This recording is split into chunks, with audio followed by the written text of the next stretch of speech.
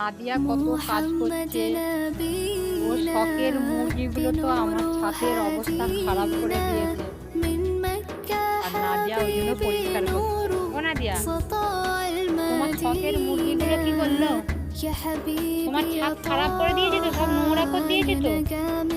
হ্যাঁ, তুমি পরিষ্কার ওই জন্য করছো? আর পরিষ্কার করতে হবে না মা, নোংরা হয়ে যাবে, যত পরিষ্কার হবে তত নোংরা হয়ে যাবে। তোমার শখের মুরগিটাকে ধরো তো, কি বলছে দেখো তো তোমার শখের মুরগিটাকে কি বলছে দেখো।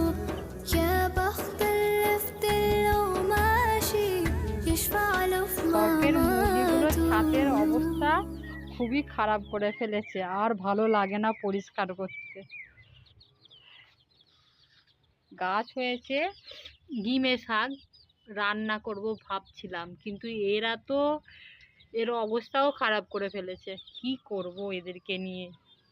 শখেতেই পোষা কিন্তু পেরেশান করছে। নাদিয়া, নোংরা করো না, নোংরা করো না, নোংরা করো না। আম্মু রেখে দাও, রেখে দাও, তোমাকে অত কাজ করতে হবে না মা। আম্মা,